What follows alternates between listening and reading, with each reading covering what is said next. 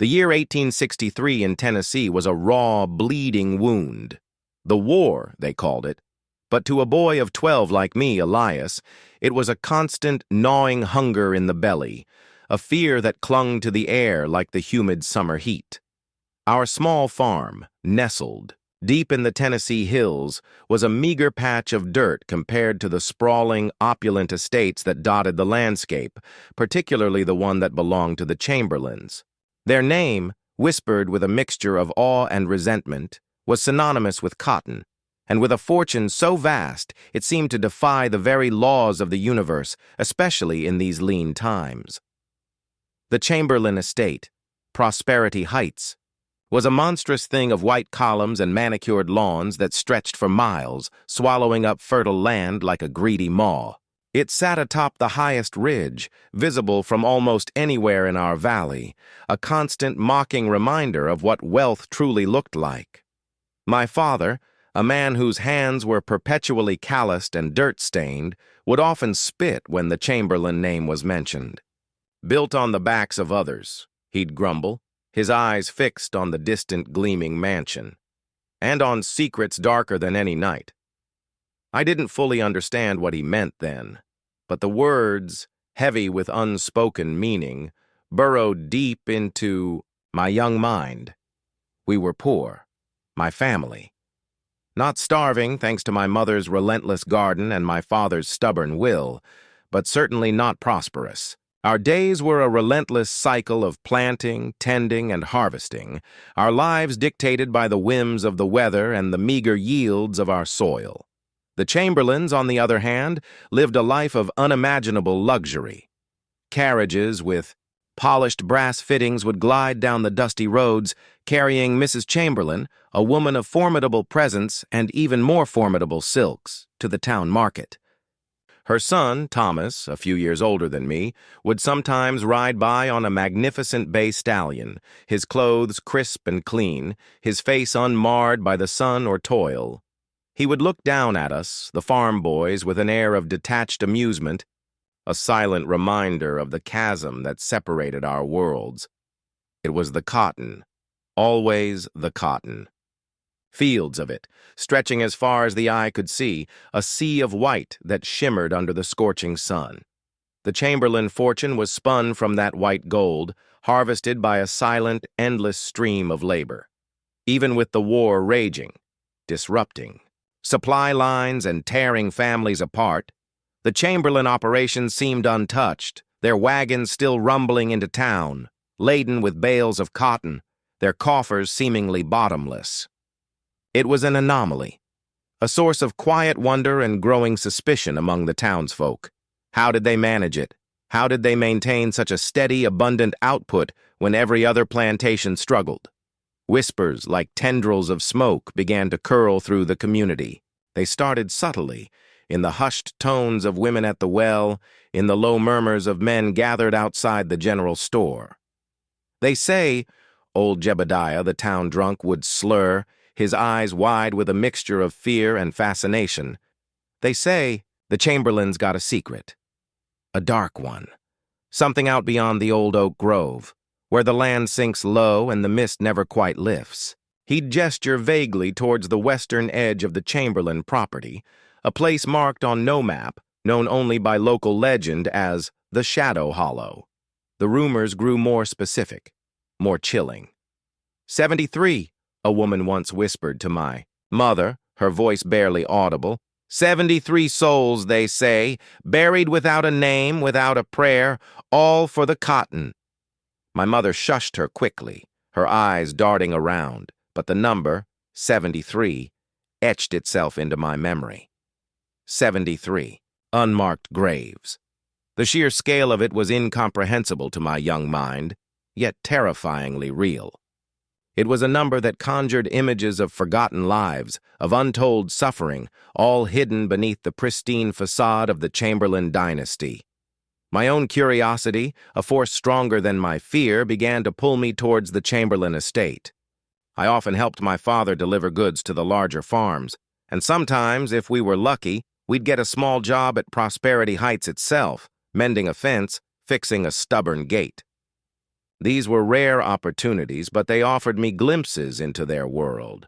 The mansion itself was a labyrinth of grand rooms, echoing hallways, and a pervasive scent of opulence mixed with something vaguely metallic, like old coins or dried blood. The workers, mostly men and women with haunted eyes and stoic faces, moved with a quiet efficiency, their presence almost invisible to the chamberlains themselves. They never spoke, never met your gaze, their silence more unnerving than any complaint. One sweltering afternoon, my father and I were tasked with repairing a section of the perimeter fence that bordered the Chamberlain property, far from the main house. It was a neglected part of the estate, overgrown with thorny bushes and ancient gnarled trees. The air here was heavy, stagnant, even more so than usual, and a strange, earthy smell like damp soil and something else, something vaguely unpleasant, hung in the air. As my father worked, his hammer ringing against the wood, I wandered a little, deeper into the overgrown thicket, drawn by a morbid fascination. That's when I saw it. Not a grave, not a marker, but a patch of ground that looked subtly different. The earth was slightly mounded, uneven, as if disturbed and then hastily smoothed over. There were no flowers, no crosses, nothing to indicate a burial. But the grass was sparser there, a sickly yellow-green against the healthier growth around it. And then I noticed a small, crude wooden stick, barely visible, poking out of the ground. It wasn't a marker, not really, but it felt like one. I knelt down, pushing aside the weeds, and saw that someone had scratched a single, almost illegible symbol into the wood. It looked like a crudely drawn I, a single initial. My heart began to pound, a frantic drum against my ribs. Was this one of them? One of the 73? A sudden sharp voice cut through the stillness. "Boy, what are you doing over there?" I jumped, startled, scrambling to my feet. It was Mr. Silas, the Chamberlain overseer, a hulking man with a perpetually scowling face and a whip always coiled at his hip. His eyes, cold and calculating, narrowed as he looked at me, then at the spot where I had been kneeling. A flicker of something, suspicion, anger, crossed his face. Just looking, sir," I stammered, my voice barely a whisper. "Saw a strange bird." He didn't believe me. I could see it in the way his jaw tightened, in the way his hand instinctively went to the whip. "Stay with your father, boy," he growled, his voice low and menacing, "and keep your nose out of places it don't belong. This ain't your land to be poking around in." I quickly retreated, my heart still pounding, a cold dread seeping into my bones. I didn't tell my father what I had seen. The look in Silas's eyes, the unspoken threat, was enough to silence me. But the image of that crude wooden stick, the single initial, and the disturbed earth was seared into my memory. The whispers of the 73 unmarked graves, once just rumors, now felt terrifyingly real.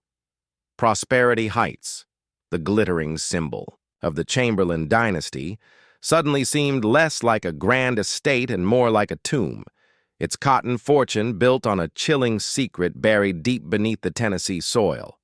And I, a mere farm boy, had just stumbled upon the first terrifying clue. The chilling encounter with Silas, the Chamberlain overseer, left a cold knot in my stomach that refused to loosen. His words, "Keep your nose out of places it don't belong," echoed in my ears long after my father and I had finished mending the fence and were back on our own dusty road. I kept my discovery of the crude wooden stick and the disturbed earth a secret, not just from Silas, but from my father, too. The look in the overseer's eyes had been a silent, potent threat, a warning that resonated with the hushed whispers about the 73 unmarked graves. My fear, however, was now inextricably tangled with a burning curiosity, a desperate need to understand the dark secret that lay beneath Prosperity Heights. The days that followed were a torment of internal debate. Should I tell someone? Who would believe a 12-year-old farm boy against the formidable power of the Chamberlains?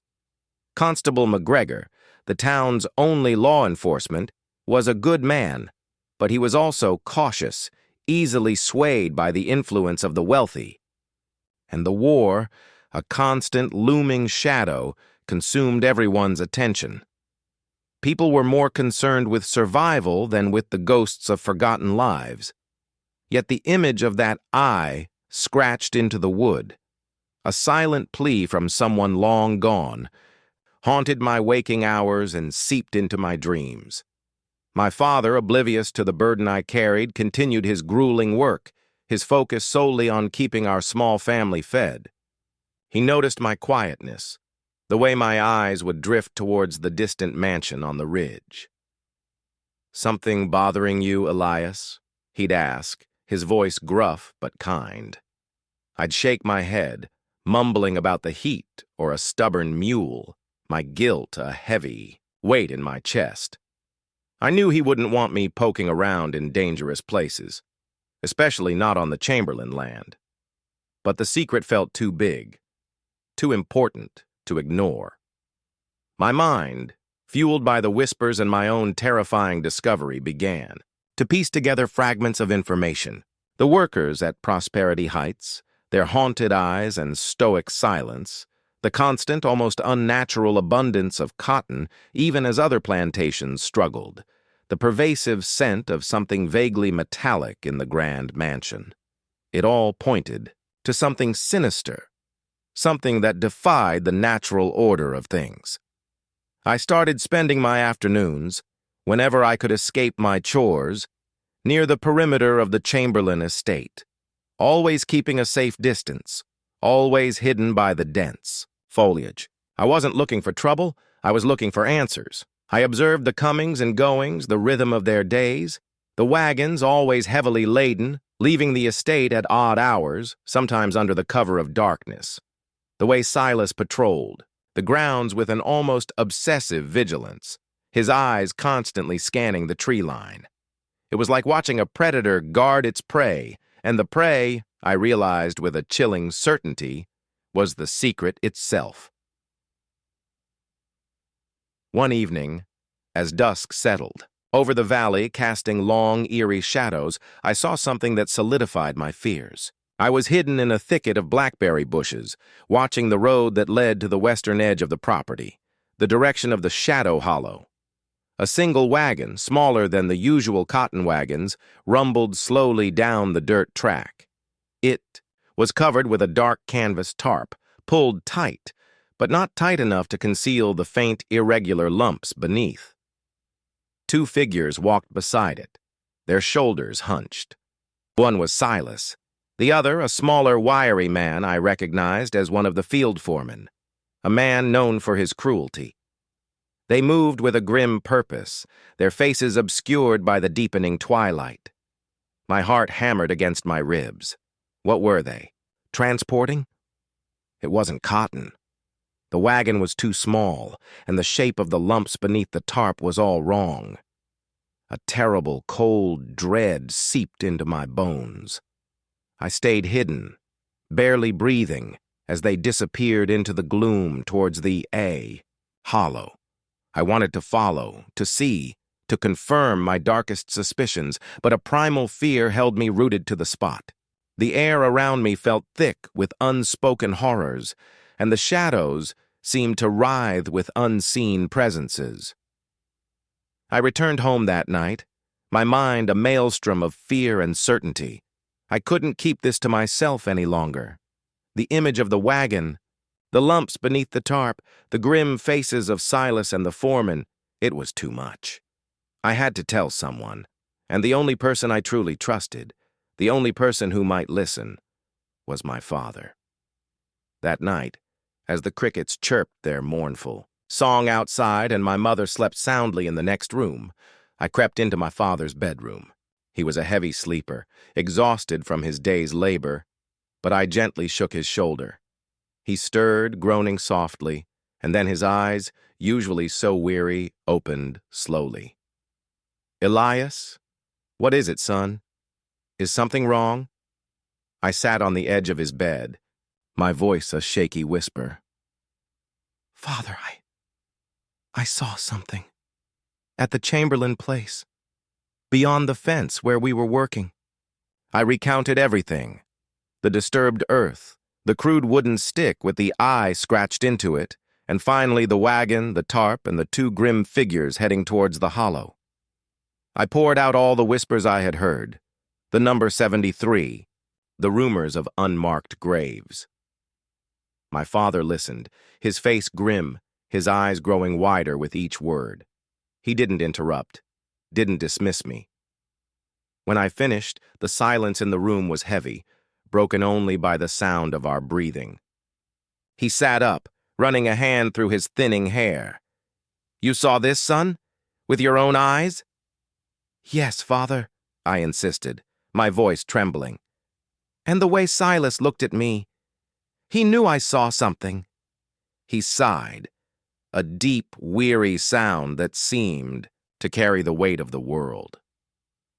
I always knew there was something rotten at the heart of that family, he muttered, more to himself than to me. But this is darker than I ever imagined. He looked at me, his gaze serious. You did right to tell me, Elias, but this is dangerous, very dangerous. The Chamberlains, they have long arms. What are we going to do? I asked, a desperate plea in my voice. He stood up, walking to the window and peering out into the darkness. We can't go to McGregor, he said, his voice low. Not yet. He's too beholden to them. We need proof, something undeniable. He turned back to me, his eyes resolute. And we need to be careful, Elias. Very careful. If the Chamberlains know we're digging, they won't hesitate to silence us. A cold dread settled over me. But it was accompanied by a strange sense of purpose. I wasn't alone anymore. My father believed me, and together we would uncover the chilling secret of the 73 unmarked graves.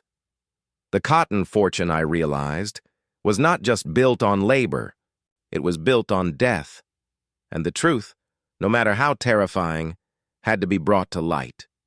The war might be raging across the country, but our own private battle against the darkness lurking within Selkirk had just begun. The conversation with my father that night, under the cloak of darkness and the watchful silence of our small cottage, felt like a solemn pact. His belief in my terrifying account, his grim acceptance of the sinister truth lurking beneath Prosperity Heights, solidified my resolve. We were no longer just a farm family trying to survive the war. We were now custodians of a chilling secret, bound by the unspoken promise to bring justice to the forgotten. The fear was still a cold serpent in my gut, but it was now tempered by a strange sense of purpose, a shared burden that, paradoxically, made me feel stronger. The next few days were a tense dance of normalcy. My father continued his blacksmith work, his hammer ringing with its usual rhythm, but his eyes held a new, watchful glint. He moved with a quiet deliberation, his gaze often drifting towards the distant ridge where the Chamberlain mansion sat, like a predatory bird. I, too, maintained my usual chores, feeding the chickens, tending the small vegetable patch, but my mind was constantly abuzz with plans, with the weight of our shared secret. We spoke in hushed tones, usually after my mother had retired for the night, mapping out our cautious approach. We need to move slow, Elias, my father had warned, his voice barely a whisper. Like a fox approaching a trap. One wrong step, and we'll be caught. He emphasized the need for undeniable proof, something that even Constable McGregor, beholden as he was to the Chamberlains, couldn't ignore. The crude eye on the wooden stick was a clue, a whisper, but not proof. We needed more. We needed names. Dates, something concrete that would expose the true horror of the cotton fortune.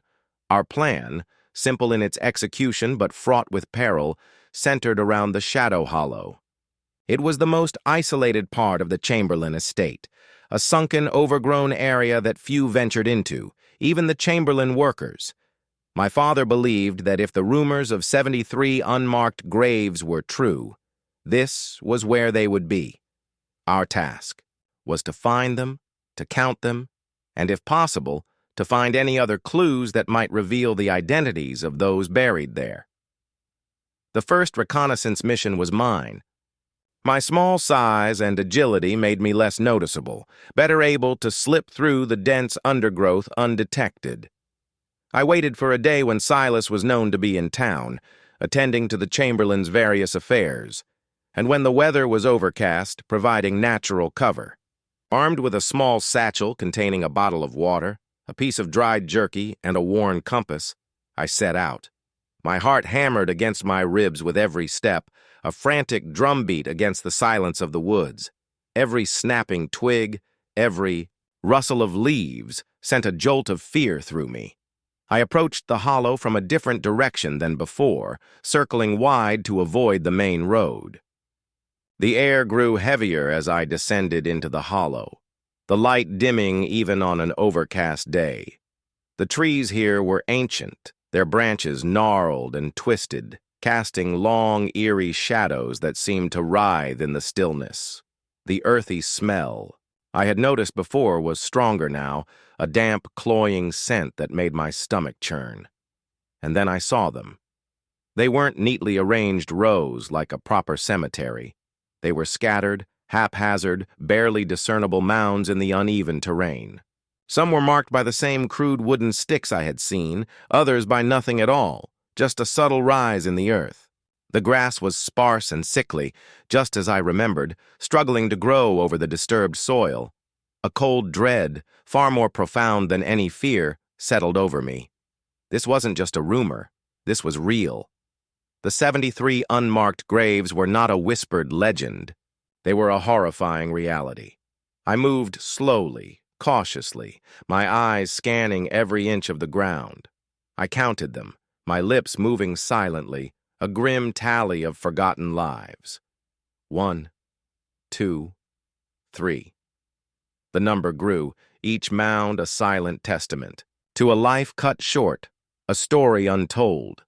I found more of the crude wooden sticks, some barely visible, others half rotted away. I carefully brushed away the dirt from one, revealing another crudely scratched initial, M, then another, J, and another, R. Each initial felt like a desperate cry from the grave, a silent plea for remembrance. As I moved deeper into the hollow, the air grew colder even though the day was warm. A strange, almost mournful silence hung over the place, broken only by the distant chirping of crickets and the frantic beat of my own heart. I felt a profound sadness, an overwhelming sense of injustice for these unknown souls. They were not just numbers. They were people, with names, with families, with lives that had been brutally cut short for the sake of cotton. Suddenly, a glint of metal caught my eye. It was half buried in the damp earth near one of the larger mounds. I knelt down, carefully, digging away the soil with my bare hands. It was a small, tarnished silver locket. It was old, its surface scratched and dull, but the intricate engraving on its front was still visible. A single delicate rose. My fingers trembled as I pried. It opened. Inside, nestled against the tarnished silver, was a tiny, faded photograph. It was a woman, her face young and kind, with eyes that seemed to hold a hint of sadness. On the other side, barely legible, were two initials, finely etched, E.M. My breath hitched. This was it. This was the proof we needed. A tangible connection to one of the forgotten souls. The locket, a personal belonging, a piece of a life, was more powerful than any rumor. I carefully closed the locket, tucking it deep into my satchel, a precious, heartbreaking treasure. As I continued my grim survey, I noticed something else, something even more disturbing. Near the edge of the hollow, where the ground sloped sharply. Towards a small, stagnant creek, I saw a series of shallow indentations in the earth, almost like drag marks. They led from the deeper part of the hollow, where the graves were most numerous, towards the creek. And then I saw it. A faint, dark stain on the muddy bank, almost hidden by the overgrown reeds. It was a dark, reddish-brown, like dried blood. My stomach churned, and a wave of nausea washed over me. The cotton fortune, I realized, was not just built on death. It was built on violence, on brutality. I quickly finished my count, my mind reeling from the horrors I had witnessed. The number, 73, was not an exaggeration. It was a chilling reality. I had counted 68 distinct mounds, some barely visible, others more pronounced. The remaining 5, I knew, were likely hidden deeper within the thicket, or perhaps had been completely reclaimed by the earth.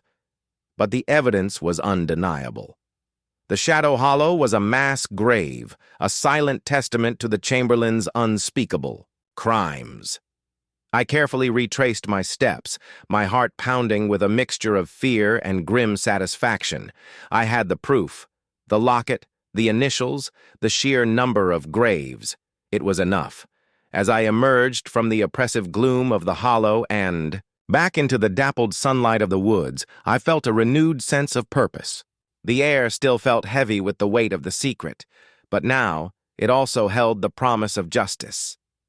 I hurried home, the locket a heavy, cold weight in my satchel, ready to tell my father everything. The war might be raging across the country, but our own private battle against the darkness lurking within Selkirk had just escalated, and we were ready to fight. The silver locket, cool and heavy in my satchel, was a tangible link to the horror I had witnessed in the Shadow Hollow. Its presence, along with the grim tally of 68 graves, was the undeniable proof my father had sought. That night, under the flickering lamplight in our small cottage, I laid out the locket on the rough wooden table, its tarnished surface reflecting the dim glow. My father, his face etched with a mixture of sorrow and grim determination, picked it up, turning it over in his calloused fingers. He opened it, his gaze lingering on the faded photograph of the young woman, her eyes holding that hint of sadness. E.M., he murmured, tracing the faint initials with his thumb. We need to find out who this was. A name.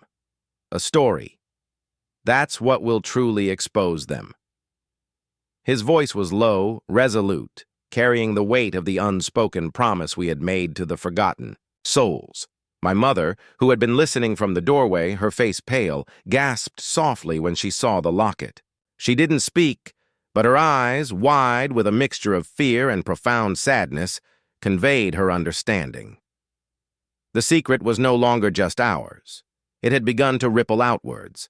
Our next step was clear. We had to take the evidence to Constable McGregor. But my father, ever cautious, knew that simply presenting the locket and my testimony wouldn't be enough. The Chamberlains held too much sway, their influence stretching like an insidious vine through the very fabric of Selkirk. We needed a plan, a way to present the truth that would leave no room for doubt or dismissal. The idea came to my father during a restless night. "The town meeting," he announced one morning, his eyes bright with a dangerous glint. "They're holding it next week to discuss the new taxes for the war effort.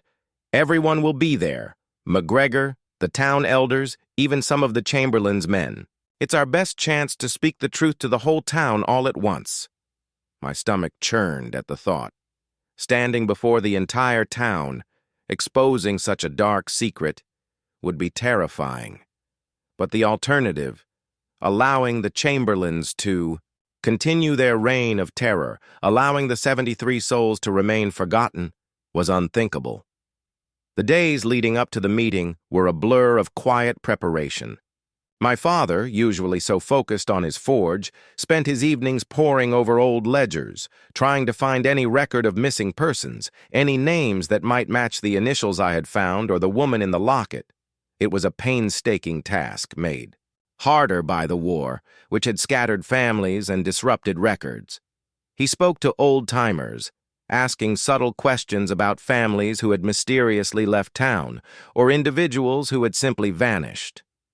Most people were tight-lipped, their fear of the Chamberlains outweighing their desire for answers. But a few, emboldened by my father's quiet persistence, offered fragments of stories, hushed tales of workers who had come to Prosperity Heights seeking employment only to never be seen again. One elderly woman, her eyes clouded with age and sorrow, recalled a young seamstress named Elara May, who had left a small, struggling farm near the edge of town to work for the Chamberlains a few years prior. She had a locket, the woman whispered, her voice trembling, a silver one with a rose etched on it, said it was from her mother. My heart leaped. Elara May, E.M. The pieces were beginning to fit. The faded photograph in the locket, the young, kind face with a hint of sadness, suddenly had a name, a story, a life. The night of the town meeting arrived, heavy with an oppressive stillness, much like the night the 7 sisters had vanished. The old town hall, usually reserved for boisterous celebrations or somber funerals, was packed to the rafters. The air was thick with the scent of damp wool, nervous anticipation, and the faint, acrid smell of the oil lamps that cast flickering shadows on the walls. Constable McGregor sat at the head table, his face stern, flanked by the town elders. And there, near the front, sat Mr. Chamberlain himself, a portly man with a florid face and eyes that missed nothing, flanked by his son, Thomas, and the hulking figure of Silas, his overseer. Their presence cast a long, cold shadow over the proceedings. My father and I stood near the back, a small, isolated island in the sea of townsfolk. My heart hammered against my ribs, a frantic drum against the silence. My hand instinctively went to my satchel, where the locket, wrapped in a piece of cloth, lay hidden. The meeting began with the usual formalities, the drone of voices discussing taxes and war efforts. But the underlying tension was palpable, a silent hum that vibrated through the room. Finally, after what felt like an eternity, my father, with a quiet strength that belied his usual reserved nature, raised his hand. Constable McGregor, surprised, nodded. "Yes, Mr. Davies? Do you have something to add about the tax proposals?" My father stepped forward, his gaze sweeping across the room, meeting Mr. Chamberlain's cold stare without flinching. "No, Constable," he said, his voice clear and steady, cutting through the murmurs. "I have something else to discuss. Something far more important than taxes, something that concerns the very soul of Selkirk." A hush fell over the room. All eyes were on my father.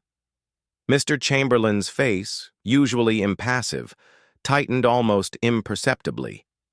Silas's hand instinctively went to his hip, his eyes narrowing.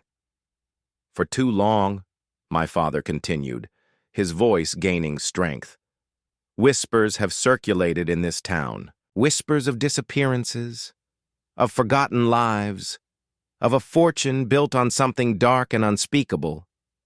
He paused, his gaze fixed on Mr. Chamberlain. "I speak of the 73 unmarked graves, buried in the Shadow Hollow, on the Chamberlain estate." A collective gasp rippled through the room. Murmurs erupted, quickly escalating into a cacophony of shocked whispers and fearful exclamations. Constable McGregor slammed his gavel on the table. "Order! Order!" he boomed, his face red. "Mr. Davies, these are serious accusations. Do you have proof of such outlandish claims?" "I do, Constable," my father said, his voice unwavering. He turned to me and I, trembling but resolute, stepped forward, pulling the satchel from my shoulder. My father took the locket, unwrapped it, and held it up for all to see. The tarnished silver gleamed faintly in the lamplight. "This locket," he announced, his voice ringing through the hall, "was found buried in the Shadow Hollow, next to one of the unmarked graves. It belonged to a young woman named Ilara May. She came to work for the Chamberlains, and then she vanished, just like so many others. He opened the locket, holding it so the faded photograph of Ilara May was visible to those in the front rows. This is her face. This is her story. And she is just one of 73 souls, Constable. 73 lives buried without a name, without a prayer, all for the cotton fortune. The room erupted. People were on their feet, shouting, their faces a mixture of horror and outrage.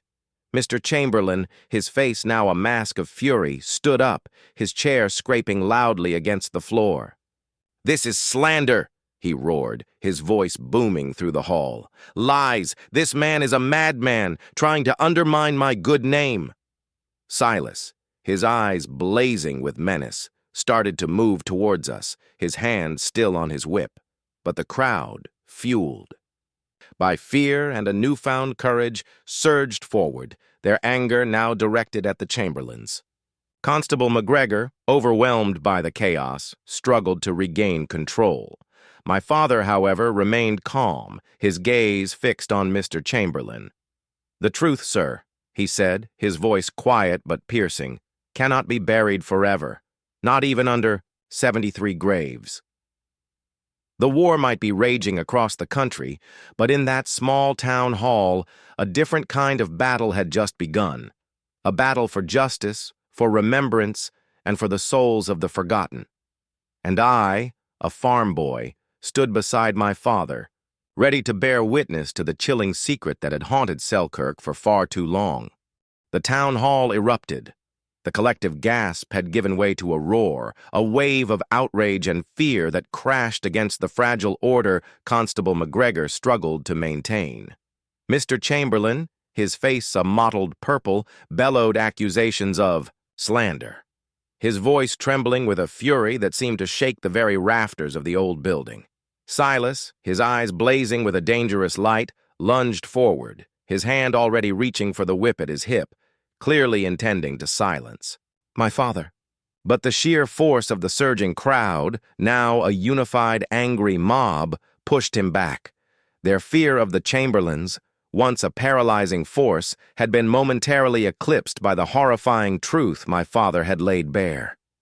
Constable McGregor, caught between the wrath of the town's most powerful family and the righteous indignation of its people, looked utterly bewildered. His face was a mask of conflicting emotions, shock at the accusations, discomfort at Mr. Chamberlain's fury, and a genuine, if hesitant, concern for the implications of my father's words.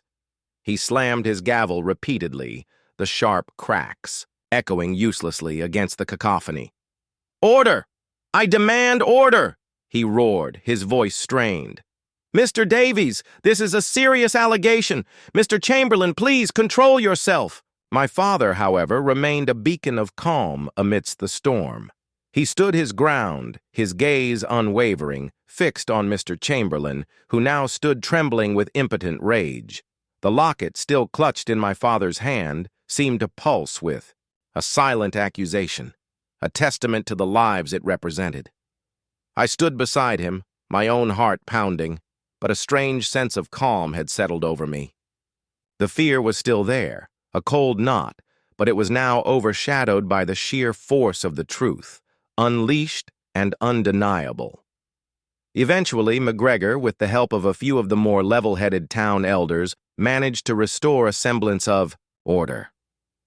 The shouts subsided into furious murmurs, but the tension in the air remained thick, a palpable current of distrust and anger. Mr. Chamberlain, his face still contorted with rage, pointed a trembling finger at my father. "This will not stand, Davies. You will regret this, you and your boy." His voice, though hoarse, carried a clear, chilling threat. Silas, standing a step behind him, merely glared, his eyes promising retribution. McGregor, seeing the volatile situation, finally took decisive action. "Mr. Davies," he said, his voice firm, though still tinged with unease, "I will take this locket, and I will investigate these claims. But I warn you, if these accusations prove false, there will be serious consequences." He looked at Mr. Chamberlain. "And you, sir, will refrain from making threats. The law will take its course." It was a cautious, diplomatic response, a tightrope walk between the powerful and the wronged. But it was a step, a crucial acknowledgement of the gravity of the situation. As the meeting dispersed, the town hall emptied in a flurry of hushed conversations and wary glances. Some townsfolk, their faces pale with fear, hurried past us, avoiding eye contact. Others, however, stopped, their eyes filled with a mixture of gratitude and concern. Old Mrs. Henderson, a woman who rarely left her cottage, squeezed my father's hand. "God bless you, Mr. Davies," she whispered, tears in her eyes, "for speaking for them." A few of the younger men, their faces grim, nodded in solidarity. The community was divided, but the seed of doubt, of suspicion, had been firmly planted in the heart of Selkirk. The immediate aftermath of the meeting was a period of heightened vigilance for our family. The Chamberlains, true to Mr. Chamberlain's threat, did not remain silent. The very next morning, a notice was posted at the blacksmith shop, informing my father that his services were no longer required at Prosperity Heights, effectively cutting off a significant portion of our already meager income. It was a clear act of retaliation, a deliberate attempt to cripple us financially. My mother, though worried, remained stoic.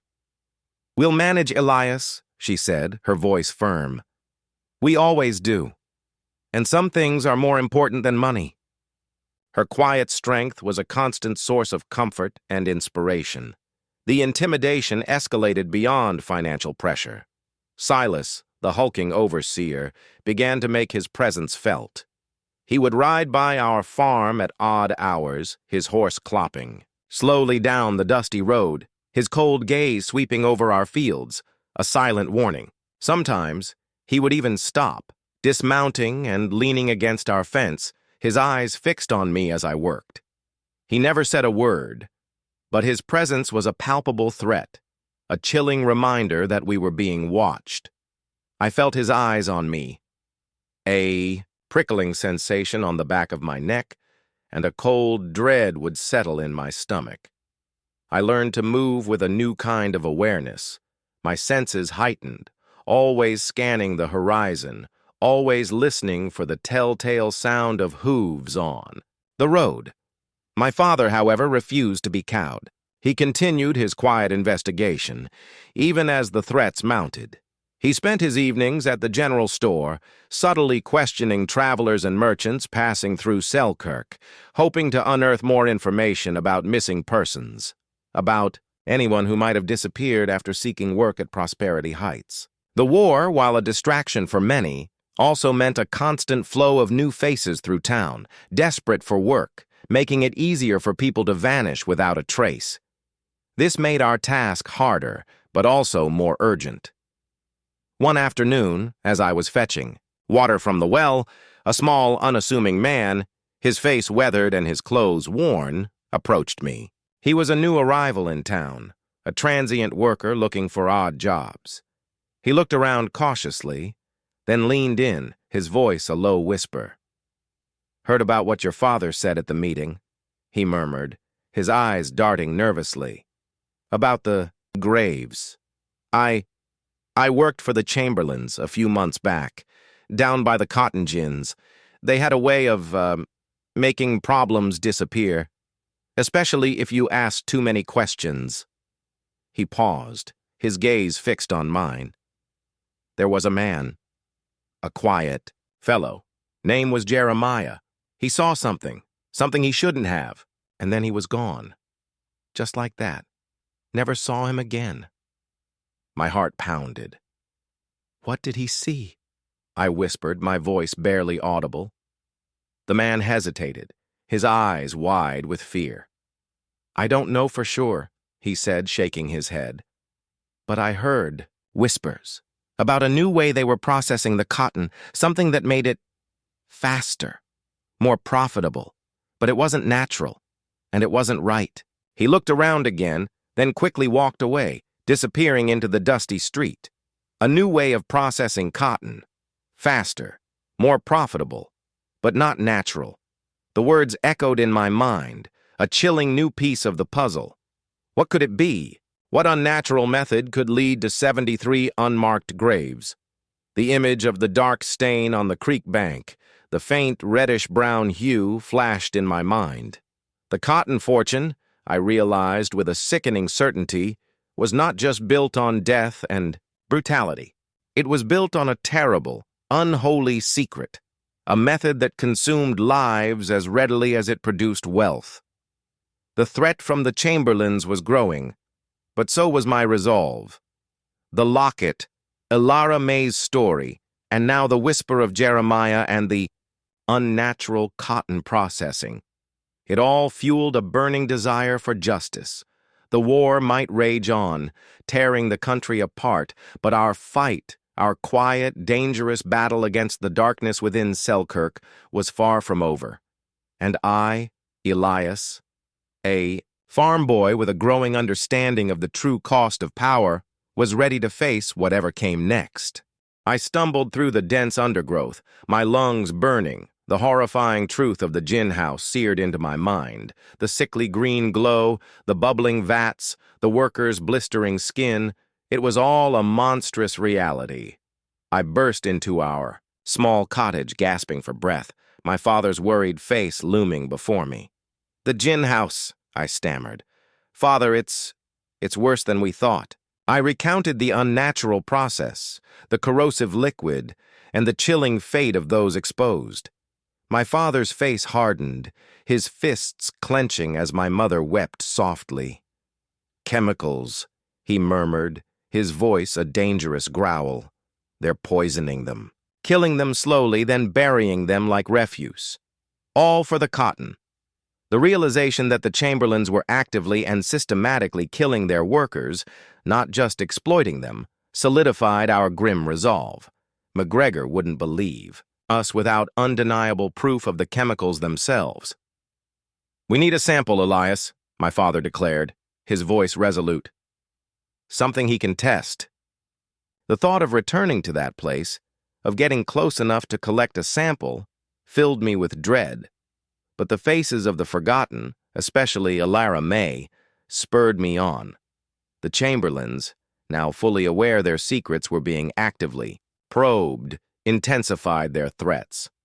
Silas's menacing presence became almost constant, and new burly guards patrolled the estate. We were isolated, but our determination only grew. Our plan was meticulously crafted. My father would create a diversion. On the opposite side of the estate, a small controlled fire to draw the guards away from the gin house.